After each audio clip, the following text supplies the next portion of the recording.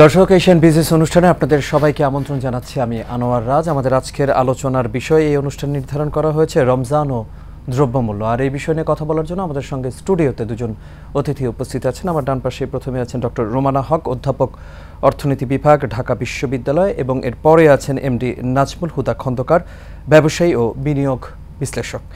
আমি প্রথমেই একটু ডক্টর রুমানা হক আপনার কাছে আসতে চাই। আপনি যেহেতু অর্থনীতির শিক্ষক, বাংলাদেশে আমরা জানি যে কিছুদিনের মধ্যে রমজান হবে সামনেই, এবং রমজান আসলে আমরা দেখতে পাই যে দ্রব্যমূল্যের দাম বেড়ে যায়। অর্থনীতির ভাষায় আপনি কিভাবে ব্যাখ্যা করবেন বাংলাদেশের এই দ্রব্যমূল্য বৃদ্ধিটাকে?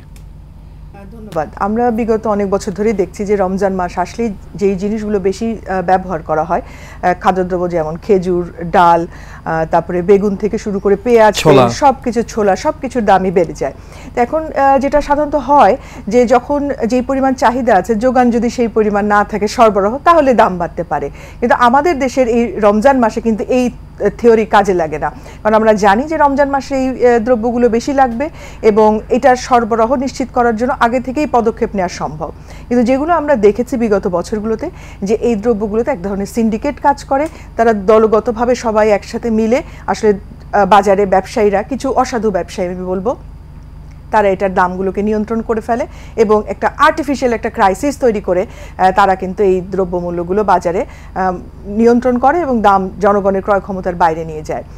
আরেকটা আমরা দেখি যে অনেক সময় যে বাজার মনিটর করার কথা আমরা বলি, কিন্তু সরকারের পক্ষে যেরকম হয়, তাদের যেই জনবল যেটা থাকে সেটা তো আসলে প্রয়োজনের তুলনায় অপ্রতুল। সুতরাং আমরা কাগজে কলমে অনেক সময় দেখি যে হ্যাঁ, দাম কমে গেছে, সরকার থেকে বলা হয়েছে, কিন্তু আসলে যখন ভোক্তা কিনতে যায় বাজারে, সে কিন্তু বুঝতে পারে দামটা কমেনি। তো এই বাজার মনিটর করা আসলে সেভাবে হয় না, যতই আমরা বলি না কেন, সেটা অনেক সময় হয়ে ওঠে না।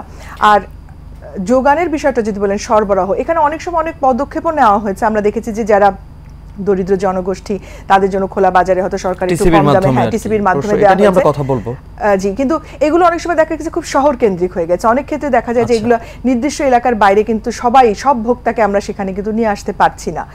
তো এই যে যেই পরিমাণ চাহিদা, সেটাকে আগে থেকে নির্ধারণ করে যোগান নিশ্চিত করা এবং সরকারের দিক থেকে যে সঠিক তদারকি করা, আমি মনে করি সেটা যেমন একটা যেখানে একটা গ্যাপ আছে, সেই সাথে যারা অসাধু কিছু ব্যবসা এবং সিন্ডিকেট, যেটা আমরা সব আপনি বলছেন চাহিদা এবং যোগানের মধ্যে সমন্বয়ের কথা। আমি আপনার কথা রেশ ধরেই এমডি নাজমুল হুদা খন্দকার আপনার কাছে আসতে চাই। আপনি একজন ব্যবসায়ী ও বিনিয়োগ বিশ্লেষক।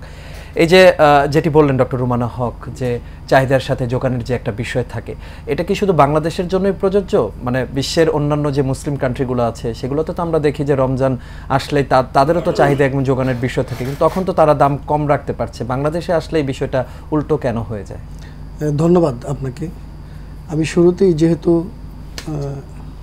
1 ফেব্রুয়ারি মাস, আমাদের ভাষা যারা শহীদ হয়েছেন তাদের প্রতি তাদের কথা স্মরণ করছি, শ্রদ্ধা নিবেদন করছি।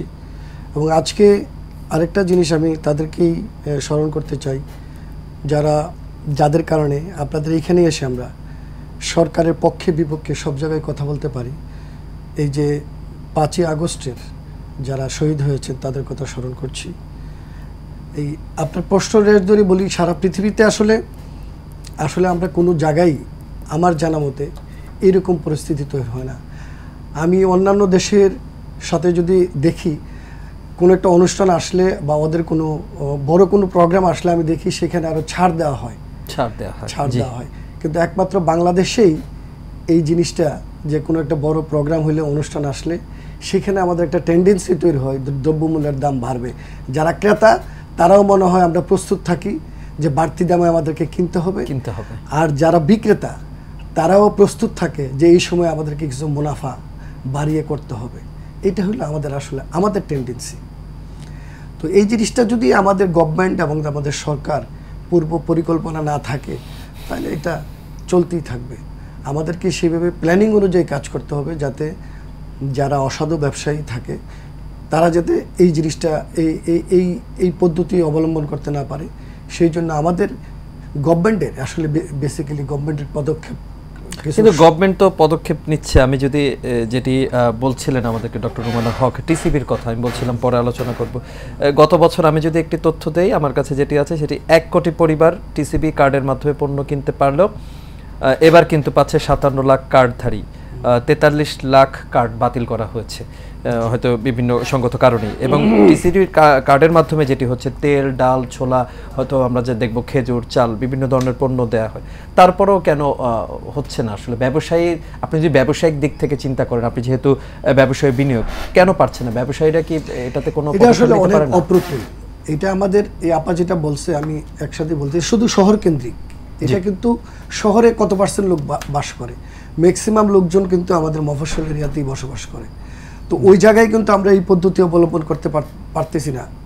আমাদের যত জনগণ প্রায় 20 কোটি লোক, সেখানে টিসিবির কার্ড আমরা কতজন ইউজ করতে পারি? এটা আসলে আমাদের ইফেক্টিভ হচ্ছে না। হচ্ছে কিছু হয়তো অল্প কাজ করছে, যার জন্য আসলে এটা মানে আমরা পারতেছি না আর কি। কিন্তু বড় বড় ব্যবসায়ী যারা আছে, বাংলাদেশের বড় বড় কোম্পানিগুলো আছে, তারা কি সরকারের সাথে এই টিসিবির কার্যক্রম তারা চালাতে পারে না? তাদের রমজান মাসে তারাও তো পারে কিছু কিছু। অবশ্যই পারে, যেহেতু বেসিক্যালি গভর্নমেন্ট কন্ট্রোল করে, কিন্তু ব্যবসা তো কন্ট্রোল করে ব্যবসায়ীরা। জি, ব্যবসায়ী এবং সরকার মিলে যদি চেষ্টা করে, আমার মনে হয় এটা অবশ্যই সম্ভব। কারণ এখানে চাহিদা, আমাদের যখন চাহিদা বাড়বে, সাপ্লাই চেইনটা আমাদেরকে ডেভেলপ করতে হবে, সাপ্লাই আমাদেরকে বাড়াইতে হবে। আমরা যদি সাপ্লাই বাড়াইতে না পারি, বিভিন্ন জায়গায় বিভিন্ন পয়েন্টে যদি সাপ্লাই বাড়াইতে না পারি, সেই ক্ষেত্রে আমাদের চাহিদা যখন বেড়ে যাবে, তখন কিছু অসাধু ব্যবসায়ী আছে, তারা দ্রব্যমূল্য দামটা বাড়িয়ে নেওয়ার চেষ্টা করবে। এটাই স্বাভাবিক এবং করার চেষ্টা করতেছে। এই জন্যই আমরা ন্যায্য দামে আমরা মানে যে কোনো জিনিস কিনতে পারতেছি না। আচ্ছা ডক্টর রুমানা হক, আপনার কাছে একটু আসতে চাই। কিছুদিন আগে কিন্তু আমরা ভোজ্য তেল নিয়ে, এবং এখনও দেখতে পাচ্ছি যে বাজারে কিন্তু ভোজ্য তেলের যে সংকট দেখা যাচ্ছে, যে আমি সামাজিক যোগাযোগ মাধ্যমেও দেখলাম যে দুর্নীতি দমন কমিশনের বা আরও বিভিন্ন ধরনের যে পদক্ষেপগুলো নেওয়া হচ্ছে, সেখানে দেখা যাচ্ছে যে আপনার বোতলজাত যে তেল আছে সেটা আপনার ড্রামের মধ্যে দিয়ে আবার একটু বিক্রি করা হচ্ছে। তো এই ধরনের পরিস্থিতিতে আপনি কিভাবে ব্যাখ্যা করবেন যে তেলের দাম নিয়ন্ত্রণে বা বিভিন্ন পণ্য নিয়ন্ত্রণে কি করা যায় আসলে শর্ট টাইমের মধ্যে? আসলে সরকার যেটা করতে পারে যে যারা ব্যবসায়ী যারা আছেন তাদের সাথে অবশ্যই বসে সমস্যাটা কিভাবে হচ্ছে এবং এটার সমাধানের পদ্ধতিটা আসলে সবাই মিলে সমাধান নিশ্চিত করা।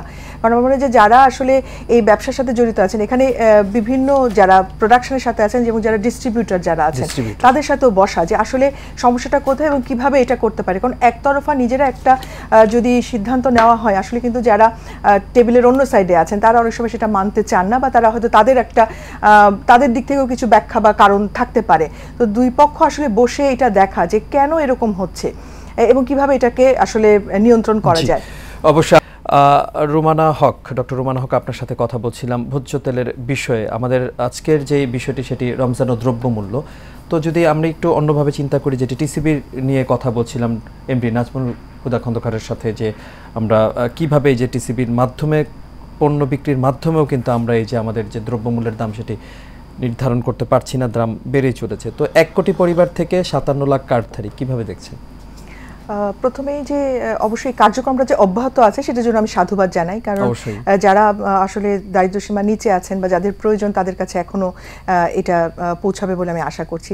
এবং যাদেরকে বাদ দেওয়া হয়েছে আমি এটাও আশা করছি যে এটা যৌক্তিক কারণে যাচাই বাছাই করে বাদ দেওয়া হয়েছে, এমন কাউকে বাদ দেওয়া আগে যেটা ছিল এবং জুলাই আগস্টের পরের, তো সেটাও আমি আমি আশা করছি যে এই বাদ দেওয়া যাদেরকে হয়েছে সেটাও যৌক্তিক কারণে হয়েছে। কিন্তু এর বাইরে যারা আছেন তাদেরকে কিভাবে আনা হবে, এটার কি কোনো পরিকল্পনা আছে কিনা, যে আসলে কারা ভোক্তা, যেটা উনি আমাদের বক্তা উনিও বলেছেন যেটা তো একটা বিরাট জনগোষ্ঠী, দেখেন অনেক প্রয়োজন আছে, কিন্তু তারপরেও অন্তত যাদের আসলে ভীষণভাবে প্রয়োজন তাদেরকে আরো আইডেন্টিফাই করা এবং কি পদ্ধতিতে আমি আইডেন্টিফাই করছি। আরেকটা হচ্ছে আমি কিভাবে তাদের হাতে পৌঁছে দিচ্ছি, যারা সঠিক এটা পাওয়ার যারা দাবিদার, হ্যাঁ তাদেরকে আসলে আমি কিভাবে পৌঁছাচ্ছি এবং কতটুক দিচ্ছি। মানে কিছু সময় হয় যে আমার আসলে প্যাকেজটা কতটুক, হ্যাঁ তাদেরকে সেটা দিয়ে তাদের আসলেই প্রয়োজনটা মিটছে কিনা, এই বিষয়গুলো আসলে দেখা উচিত এবং এটাকে খুব ট্রান্সপারেন্ট হওয়া উচিত যে কাদেরকে দিচ্ছি, কতটুক দিচ্ছি, কিভাবে তাদের কাছে আমি পৌঁছে দিচ্ছি এবং তাদের মতামতটাও নেওয়া যে ভবিষ্যতে যখন এই প্রোগ্রামটা হবে তাহলে আসলে এটাকে আরো কিভাবে ফলপ্রসূ করা যায় এবং বিশেষ করে বিভিন্ন এলাকা ভিত্তিক সেখান থেকে আসলে আমরা এই কিভাবে তাদেরকে চিহ্নিত করছি এবং পরবর্তীতে আমি মনে করি যে একটু লং টার্ম প্ল্যান করা উচিত। আমাদের দেশে যেটা হয় যে আমরা এই বছরেরটাই শুধু হয়তো চিন্তা করছি, হ্যাঁ, তো সুতরাং পরবর্তীতে যারা এটাতে ইমপ্লিমেন্ট করবেন তাদের জন্য যেন আমরা সুনির্দিষ্ট পরিকল্পনা রেখে যেতে পারি যে কিভাবে আমি তাদেরকে নির্বাচন করব এবং কোন প্যাকেজটা আমি তাদেরকে কি কি দ্রব্য এবং কি ইন্টারভেলে দিচ্ছি আমি, তাই না, কিভাবে দিচ্ছি সেগুলো যেন আমরা সঠিকভাবে নির্ধারণ নিশ্চিত করতে পারি। এমডি নাজমুল হুদা খন্দকার, আপনার কাছে আসতে চাই, যেই কথা নিয়ে বলছিলাম টিসিবির কথা। ভর্তুকি মূল্যে পণ্য বিক্রি যে ধরনের পদক্ষেপগুলো নেওয়া হয় সেটা প্রয়োজনের তুলনায় সবসময় আমরা কম দেখতে পাই। তো আপনারা যারা ব্যবসায়ী আছেন বা বিনিয়োগের ক্ষেত্রে যারা আসলে নতুন বিনিয়োগ করতে চান, তাদের কোনো ধরনের পরিকল্পনা আছে কি আপনি জানান? আসলে আপনাকে একটা জিনিস আমাদেরকে এখন ভাবতে হবে, আমরা এখন সবচেয়ে ভঙ্গুর অর্থনীতিতে অবস্থান করতেছি। গত লাস্ট কয়েক বছরে বিলিয়ন বিলিয়ন ডলার এই দেশ থেকে পাচার হয়ে গেছে এবং এইখন সবচেয়ে অর্থনীতির অবস্থা সবচেয়ে নাজুক। বাট এর মধ্যেও আমাদের এই বর্তমান সরকার তারা চেষ্টা করে যাচ্ছে যে কিভাবে অর্থনীতিকে পুনরুদ্ধার করে আমরা একটা পজিশনে দেশকে নিতে পারি। এখন আমরা যদি ভর্তুকি বলেন, প্রাইস বলেন, এগুলির সবচেয়ে বিনিয়োগ যদি বাড়াইতে হয়, সেই ক্ষেত্রে আমাদের অর্থনীতিকে আরও ডেভেলপমেন্ট করতে হবে। বিনিয়োগকারীরা কিভাবে বিনিয়োগ করবে? এখন গত বছর বা এর আগে ব্যাংকের আমরা ইন্টারেস্ট ছিল 9%, এখন ব্যাংক ইন্টারেস্ট মানে বিনিয়োগকারীদের ইন্টারেস্ট দিতে হয় 15%। তো একটা বিনিয়োগকারী 9% থেকে 15% ইন্টারেস্টে করে আমাদের এখানে ব্যবসায়িক যে পরিবেশ, এটা আসলে কখনোই সম্ভব না, খুবই নাজুক অবস্থা। এই জন্য বিনিয়োগকারীরা আসতে হলে অর্থনীতিকে স্ট্রং করতে হবে। আমাদের অর্থনীতির যে পরিবেশ, এই পরিবেশটাকে ফিরিয়ে আনতে হবে। ফিরিয়ে বলবো না, মানে সঠিকভাবে তৈরি করতে হবে। কারণ এখন আমাদের রিজার্ভ বাড়তেছে, ঠিক আছে, কিন্তু গত এই 6 মাসের মধ্যে আমরা দেখতেছি আমাদের যে এলসির পেমেন্টগুলি আমরা ঠিকভাবে করতে পারতেছি এবং আমরা যে কোনো জিনিস ইম্পোর্ট ঠিকভাবে করতে পারতেছি। বাট এর আগে কিন্তু এই জিনিসটা হঠাৎ আমাদের জন্য খুব অসুবিধায় হয়ে দাঁড়িয়েছিল। এই জন্য প্রত্যেকটা জায়গায় টিসিবি বলেন, আমরা ভর্তুকি কত দিব, কত বছর ভর্তুকি দিব? শুধু ভর্তুকি দিয়ে দেশ চলবে? কখনোই চলবে না। আমাদের উৎপাদন বাড়াইতে হবে, উৎপাদন খরচ কমাইতে হবে। উৎপাদন খরচ কমাইতে হইলে আমাদের বিনিয়োগকারীরা বিনিয়োগ করতে হবে, বিনিয়োগকারীর পরিমাণ বাড়াইতে হবে। কারণ আমাদের বেকারত্ব বেড়ে গেছে, তো বেকারত্ব কমাইতে হলে বিনিয়োগকারী বাড়াইতে হবে। তো বিনিয়োগকারী বাড়াইতে হলে আমাদের ইনভেস্টমেন্ট যেসব প্রতিষ্ঠানগুলি আছে তারাও সহজলভ্যে তারা ইনভেস্টমেন্ট করতে হবে, টাকা দিতে হবে। এই সব কিছুর মূলেই কিন্তু বেসিক্যালি অর্থনীতি। আপা ভালো বলতে পারবে, আপা যেহেতু অর্থনীতির নিয়ে কথা বলে। তো আমি আজ ব্যবসায়ী হিসাবে বলবো, মোটা দাগে, যে বিনিয়োগকারীদেরকে পরিবেশ তৈরি করতে হবে। এখন কিন্তু নতুন বিনিয়োগকারীরা উৎসাহিত হচ্ছে না, অনুৎসাহিত হচ্ছে। কিন্তু ডক্টর ইউনূস, আমি একটু বলতে চাই আপনাকে, এমডি নাজমুল হুদা খন্দকার, ডক্টর ইউনূস আসার পর কিন্তু আমাদের যে প্রেক্ষাপট ছিল এক ধরনের, এবং আসার পরে কিন্তু প্রেক্ষাপট মানে একটু হলেও তো পাল্টেছে, এবং বিদেশি অনেক বিনিয়োগকারী যারা আছেন তারা তো আকৃষ্ট হচ্ছেন। না, বিনিয়োগকারীরা আকৃষ্ট হচ্ছে, বাট এখনও কিন্তু এই সরকার হঠাৎ এসে আইনশৃঙ্খলা পরিস্থিতি কিন্তু এখনো সঠিক রাস্তায় নাই। মানে রাজনৈতিক স্থিতিশীলতার একটা বিষয়, রাজনৈতিক স্থিতিশীলতা নাই। এবং গভর্নমেন্ট, আমাদের নির্বাচিত গভর্নমেন্ট যতক্ষণ না আসবে, আমি মনে করি যে বিদেশি বিনিয়োগকারীরা সহজে আমাদের এখানে আসবে না। এবং নির্বাচিত গভর্নমেন্ট আসলেই তারা আসার চেষ্টা করবে। এবং এই জায়গাটাই আমাদেরকে কাজ করতে হবে, দ্রুত সংস্কার করে দ্রুত ইলেকশনটা দিয়ে দিলে, নির্বাচনটা দিলে আমরা অর্থনীতিতে কাজ করতে পারবো এবং বাইরের বিনিয়োগকারীরাও আকৃষ্ট হবে যে না, তাদের স্টেবিলিটি আছে। এখন এই সরকারের স্টেবিলিটি কি? এই সরকারের স্টেবিলিটি হলো একটা ইন্টেরিয়ম গভর্নমেন্ট। তাদের কাজ হলো দেশের জন্য যতটুকুই পারে, মেইন কাজ হলো তাদের নির্বাচন করা। নির্বাচন যদি সঠিকভাবে করতে না পারে তা তারাও তো ফেল হবে। তো এই জন্য বিনিয়োগকারীরা এটা ফলো আপে আছে যে তারা কখন ইলেকশন করবে, কখন দেশে একটা স্থিতিশীল গভর্নমেন্ট আসবে, তখন বিনিয়োগকারীরা খুব সহজেই দেশে আসবে আমি মনে করি। জি, ডক্টর রুমানা হক, আপনার কাছে আসতে চাই, যদি এই ধরনের পরিস্থিতি থেকে যদি আমরা মুক্তি পেতে চাই, আসলে কি করা উচিত বলে অর্থনীতির ভাষায় আপনি বলতে পারেন আমাকে? যেটা বলছিলেন যে আসলে এই রোজার মাসে, যেটা আমাদের আজকের আলোচনার বিষয়, এই এক মাসে আমি ব্যবসা করে অনেক আমার প্রফিট করে, মুনাফা করে আমি চলে যাব, এবং যেভাবেই হোক না কেন আমাকে এই সিন্ডিকেট বলেন বা নানানভাবে আমরা যেটা বলছি, এইটা থেকে বের হয়ে আসে, এটাই তো আমাদের একটা মূল বিষয়। তো এখানে আমার মনে হয় সরকারের আন্তরিকতা খুবই প্রয়োজন। এবং এই যে কাজগুলো হচ্ছে বাজার মনিটরিং, এগুলো খুব ট্র্যাডিশনাল। এর বাইরে গিয়ে আসলে কি করা যেতে পারে, যেটা আমি বলছিলাম যে ব্যবসায়ীদের সাথে বসা এবং তাদের কাছ থেকে এইটাকে চক্রটাকে ভাঙার জন্য আসলে আরও মানে ইনোভেটিভ কিছু আইডিয়া তাদের হয়তো নেওয়া প্রয়োজন আছে। আর যেটা আমি এটাও একমত যে আসলে এই ধরনের ভর্তুকি দিয়ে খুব বেশি দিন খুব বেশি জনগণকে পর্যায়ে আসা যাবে না, বরং আমাদের সাপ্লাই চেনটাকে ঠিক রাখা, এবং সেক্ষেত্রে সরকার যদি মনে করে যে তারা খোলা বাজারে নির্দিষ্ট দামে আসলে এটা বিক্রি করতে চায়, সেই ধরনের হয়তো উদ্যোগও সরকার নিতে পারে।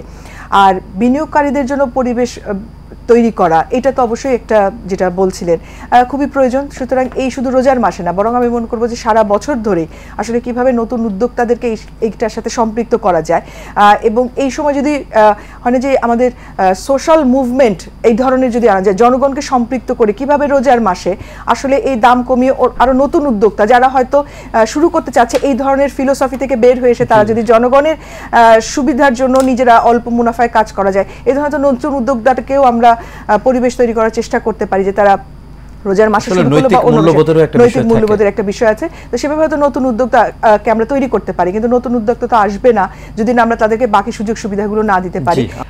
এমডি নাজমুল হুদা খন্দকার, আপনার কাছে আসতে চাই, সেটা হলো যে এই যে আমরা বিভিন্ন ধরনের পদক্ষেপ নিয়ে কথা বললাম, চাহিদা যোগান বিভিন্ন বিষয় নিয়ে কথা বললাম, সরকারিভাবে যেহেতু অন্তর্বর্তী সরকার এখন আছেন, কি পদক্ষেপ নিতে পারেন এই সমস্যা সমাধানে? আচ্ছা, এখন বাজারে নিত্য প্রয়োজনীয় আমরা দেখতেছি ম্যাক্সিমাম দ্রব্য জিনিসগুলি, সবজি এবং বিভিন্ন দ্রব্যমূল্য মোটামুটি স্থিতিশীল অবস্থায়। সবজি স্থিতিশীল ঠিক আছে, কিন্তু বাট সামনে যেহেতু রমজান, তেলের যে বিষয়টা, ভোজ্য তেলের দামটা আসলে আমরা নিয়ন্ত্রণ করতে পারতেছি না। এইখানে গভর্নমেন্টের আমি মনে করি যে ভোজ্য তেলের বিষয়টা যদি এইভাবে ওনারা কন্ট্রোল করতে না পারে, তাইলে একটা জিনিসে আমরা ওনারা বলতে পারে যে স্পেশালি এটার জন্য আমদানি শুল্কটা হ্রাস করতে পারে। যারা ব্যবসায়ী তাদের সাথে বসে কথা বলে যে এইখানে যদি তাদের আমদানি শুল্কটা হ্রাস করে আমাদের যারা ইউজার আছে তাহলে প্রাইসটা তারা কমায় দিতে পারে। এই বিষয়গুলি এবং ভোজ্য তেল যারা আমদানি, আমি একটা তথ্য দেই, মানে আমি যতটুকু জানি ভোজ্য তেল বাংলাদেশে আমদানি করে খুব সম্ভবত 5টা কোম্পানি। এইটাকে একটু বড় করা যায় না এই চেনটাকে, যে আমি এলসি করার বিষয়ে যে কেউ সে যদি বিনিয়োগ করতে চায় সেও আমদানি করতে পারবে? এইটা কি মানে নির্ধারিত যে 5টা কোম্পানি আনতে? না না না, এই জায়গাটাই আমি আসতেছি। এই 5টা কোম্পানি শুধু যে করবে এমন কোনো কথা না। বাট এখানে যেহেতু ভোজ্য তেলের অনেক ইনভেস্টমেন্ট দরকার, বড় বড় কোম্পানিগুলি ছাড়া আসলে আমাদের দেশের অনেকের দ্বারাই সম্ভব না। সেক্ষেত্রে সরকারের দ্বারা সম্ভব, অথবা যারা ভোজ্য তেল আমদানি করে তাদের সাথে বসে তাদের একটু শুল্ক হ্রাস করে তাদের কাছ থেকে কম দামে কীভাবে নেওয়া যায়, এই জিনিসগুলি করা যেতে পারে। আর আমাদের সবচেয়ে বড় জিনিস হইলো, আমি একটা জিনিস বলবো যে আমাদের জিডিপি প্রবৃদ্ধির হার অবশ্যই আমাদেরকে বাড়াইতে হবে। আমাদের এইখানে বিনিয়োগ করে এইখানে কৃষি দ্রব্য বলেন, প্রত্যেকটা দ্রব্যের উৎপাদন আমাদেরকে বাড়াইতে হবে, কৃষিতে আমাদেরকে বিপ্লব ঘটাতে হবে। আমরা কিন্তু এখন আপনার পোশাক শিল্প এবং ওষুধ শিল্পতে আমরা স্বয়ংসম্পূর্ণ, বাট কৃষিতে কিন্তু এখন আমাদের অনেক ঘাটতি। তো এই জায়গাটায় আমাদের বিনিয়োগকারী বলেন নিজেরা সরকারিভাবে হবে, সরকারি স্পেশাল পদক্ষেপ নিতে হবে, কারণ সামনে কিন্তু সারা পৃথিবীতে খাদ্যদ্রব্য অভাবের একটা সংকটের একটা সম্ভাবনা পরিস্থিতি তৈরি হতে পারে। তো এই জন্যে আমি বলবো যে কৃষিপণ্য কীভাবে উৎপাদন বাড়ানো যায় সেইটা আমাদেরকে চিন্তা করতে হবে। আমি আরেকটা এক্সাম্পল দিয়ে বলবো আপনাকে, আমাদের এই বিএনপির ভারপ্রাপ্ত চেয়ারম্যান জনাব তারেক রহমান ওনার 31 দফা উপস্থাপন করেছেন। সেখানে 27 নম্বরে উনি উল্লেখ করেছেন কিন্তু কৃষকের উৎপাদন ও বিপণন সুরক্ষা দিয়ে কৃষি পণ্যের ন্যায্য মূল্য নিশ্চিত করতে হবে। এইটা কিন্তু ওনার প্রত্যেকটা জায়গায় আমাদের এই দফাতে 31 দফাতে আসছে। তার মানে কি আমাদেরকে কৃষি পণ্য কৃষিতে একটা আন্দোলন করে একটা স্বয়ংসম্পূর্ণতা আসতে হবে। যতক্ষণ আমরা না আসতে পারবো ততক্ষণ আমাদের ঘাটতি থেকেই যাবে। ডক্টর রোমানা হক, আপনার কাছে আসতে চাই। উদ্যোক্তা নিয়ে কথা হচ্ছিল, উদ্যোক্তা বাড়ানোর বিষয়ে বা উদ্যোক্তা তৈরির ক্ষেত্রে আপনি কিভাবে দেখছেন, কি প্রয়োজনীয় কি ব্যবস্থা গ্রহণ করলে উদ্যোক্তা তৈরি হতে পারে, একটা প্রশ্ন। আর ছোট করে বলবেন যে আসলে এই যে রমজান এবং এই যে দ্রব্যমূল্য সারা বছরই, এখান থেকে মুক্তির উপায় ছোট করে বলবেন। ধন্যবাদ। আমাদের আসলে উদ্যোক্তা তৈরির জন্য আমাদের সেই পরিবেশ তৈরি করতে হবে, সহজ শর্তে যারা তারা ঋণ পেতে পারে সেটার ব্যবস্থা নিশ্চিত করতে হবে। আমাদের এই যে ইউটিলিটিসগুলো আছে, বিদ্যুৎ বা অন্যান্য সরবরাহ, সেটাকে নিশ্চিত করা, আমাদের যে অবকাঠামো যেটা আছে সেগুলোকে তাদেরকে সহজলভ্য করা, আর সর্বশেষে সুশাসন নিশ্চিত করা। একটা উদ্যোক্তা যদি প্রথমে তার বিনিয়োগ করতে গিয়ে তাকে বিভিন্ন জায়গায় যেতে হয় এবং তাকে যদি বিভিন্নভাবে স্পিড মানি দিতে হয়, তাহলে সে তো অবশ্যই সেটাতে আসলে আগ্রহী হয় না। সুতরাং সুশাসন নিশ্চিত করতে হবে যেন আমাদের নতুন উদ্যোক্তা আমরা তৈরি করতে পারি এবং তাদেরকে তাদের মতো করে কাজ করার জন্য যে আইন প্রয়োজন, সে আইনের তাদের সহযোগিতা, এটাও আসলে প্রয়োজন আমাদের দেশে। আর আপনি দ্বিতীয় যে প্রশ্নটা করেছিলেন যে কি করা যেতে পারে, আমরা অনেকগুলো আলোচনা করেছি, নতুন কিছুই না, বলার নাই আসলে। তারপরেও আমাদের একটা কমিশন তৈরি হয়েছে বলে শুনেছি পত্রিকায়, যে এই রমজান মাসে দ্রব্যমূল্যের তারা নিয়ন্ত্রণে রাখার জন্য পর্যবেক্ষণ। এ তো আশা করছি যে তাদেরকে সেই দায়িত্বটা যথাযথ পালন করার জন্য এই শক্তিশালী একটা কমিশন করা হবে এবং তারা যেন সঠিকভাবে তাদের দায়িত্ব পালন করতে পারে, সেই অনুযায়ী তাদেরকে আসলে ক্ষমতাও তাদের উপর অর্পণ করা হবে। এবং যারা আসলে মজুদ করছেন বা সিন্ডিকেট যারা বলছি, তাদেরকে চিহ্নিত করার তাদের সেই সক্ষমতা যেন থাকে, এবং সেই সাথে কারো যদি তারা নিয়ম ভেঙে বেশি মূল্যে দ্রব্য বিক্রি করে, তাহলে তার যেন শাস্তির আওতায় আনা যায়, সেই সুবিধাটাও যেন তাদের, সেই ক্ষমতাটাও তাদের উপর দিতে হবে। এবং এগুলো আসলে প্রচারও করতে হবে, যে যাতে অন্যরাও বুঝতে পারে যে না, এটা আসলে আইনের শাসন প্রতিষ্ঠা হয়েছে, শুধুমাত্র আমরা কাগজে কলমে রাখলে তো হবে না। তো সুতরাং যারা ব্যবসায়ী আছেন, বিশেষ করে আমি অসাধু ব্যবসায়ী, তাদের কথাই আমি বলবো, সবাই আসলে একভাবে আমরা চিন্তা করা উচিত হবে না, তারাও যেন এই সিগন্যালটা পায়। আর একটাও আমার আছে যে আমরা ভোক্তা যারা আছে তারাও অনেক সময় একটু প্যানিক করি, অনেক সময় ভয় পেয়ে যায় যে বাজারে পাওয়া যাবে কিনা, আমরাও অনেক মাসে শুধু বেশি মজুত করার চেষ্টা করি। তো জনগণকে একটু সচেতন করা এবং তাদেরকেও সেই আশ্বাস দেওয়া, তাদের আস্থার জায়গাটা তৈরি করা যে না, আমি সরবরাহ নিশ্চিত করছি। সুতরাং সাপ্লাই চেইনটাকে নিশ্চিত করা, ডিস্ট্রিবিউশন চ্যানেলটা যেন ঠিক থাকে, হোলসেলার যারা আছেন তাদের কাছ থেকে যারা রিটেইল যারা বিক্রি করছেন, এই পুরো চেইনটাকে আসলে মনিটর করা আমি মনে করি খুবই প্রয়োজন। জি, এমডি নাজমুল হুদা, অনুষ্ঠানে একেবারে শেষ পর্যায়ে কিছু অ্যাড করতে চান কিনা আপার? হ্যাঁ, আমি আপনার সাথে একটু অ্যাড করতে চাই। সেটা হলো রমজান নিয়ে যেহেতু আমরা স্পেশাল কথা বলতেছি, তো রমজান মাস যেহেতু আমাদের একটা স্পেশাল, মুসলমানদের জন্য আমরা এই দেশে সবাই ম্যাক্সিমামই মুসলিম। ব্যবসায়ীদের জন্য আশীর্বাদ, আমার প্রোডিউসার বলছিলেন যে রমজান মাস হলো ব্যবসায়ীদের জন্য আশীর্বাদ বাংলাদেশে আর কি। না, এই জায়গা থেকে আমি বলতেছি, আমাদেরকে এই জায়গা থেকে বেরিয়ে আসতে হবে। রমজান মাসের জন্য যেহেতু আমরা সবাই মুসলিম, আমরা যারা ব্যবসায়ী আছি তাদেরকে মাথায় রাখতে হবে যে এই মাসে আমরা ব্যবসা করব না, এবং সরকারকেও একটা জায়গায় আসতে হবে, তারা বলতে হবে যে ব্যবসা করুক, মানে মিনিমাম একটা থাকে যে আমি অতি মুনাফা লোভী যে বিষয়টা, ওইটা যাতে না থাকে। অতি মুনাফাই করব না। আর সরকারকেও একটা জায়গায় আসতে হবে যে এই রমজানের জন্য নিত্য প্রয়োজনীয় যেসব দ্রব্যগুলি আছে, জিনিসপত্র আছে, তাদেরকে আমরা শুল্ক, ট্যাক্স, ভ্যাট ট্যাক্স কমিয়ে দেব। এই সমন্বয় যদি ঘটাইতে পারি, তাহলে রমজানে আমার মনে হয় কেউ ইচ্ছা করলেই দাম বাড়াইতে পারবে না। আর আরেকটা জায়গায় যেটা অ্যাড করতে চাই, এখানে কিন্তু এখন কিন্তু প্রত্যেকটা সব জায়গায় আমরা অ্যাপ ব্যবহার করতেছি, ডিজিটাল। আমরা যদি প্রত্যেকটা জিনিসের দাম ওই অ্যাপে লোড করে দিয়ে দিই, সবাই, প্রত্যেকটা কৃষকও এখন মোবাইল ইউজ করে, তারা কিন্তু অ্যাপের মাধ্যমে জানতে পারে যে আজকের বাজার দর কত। এই জিনিসগুলি যদি আমরা আস্তে আস্তে ডেভেলপ করতে পারি, তাহলে আমার মনে হয় আমরা বাজার নিয়ন্ত্রণ করতে পারবো। জি, অবশ্যই। আসলে সমন্বয়ের মাধ্যমে সবকিছুই সম্ভব, এবং সেক্ষেত্রে রমজানের ক্ষেত্রে আসলে আমাদের নৈতিক যে বিষয় থাকে এগুলো মাথায় রাখা উচিত ব্যবসায়ীদের। অনুষ্ঠান একেবারে শেষ পর্যায়ে চলে এসেছি, আজকে শেষ করতে হচ্ছে। দর্শক, এশিয়ান বিজনেস অনুষ্ঠান আজকে এখানেই শেষ করতে হচ্ছে। আমরা আলোচনা করছিলাম রমজান ও দ্রব্যমূল্য নিয়ে। আমাদের সঙ্গে উপস্থিত ছিলেন ডক্টর রোমানা হক, অধ্যাপক, অর্থনীতি বিভাগ, ঢাকা বিশ্ববিদ্যালয়, এবং এমডি নাজমুল হুদা খন্দকার, ব্যবসায়ী ও বিনিয়োগ বিশ্লেষণ। আগামী পর্বে আবারও দেখা হবে। সে পর্যন্ত সবাই ভালো থাকুন, সুস্থ থাকুন এবং নিরাপদে থাকুন।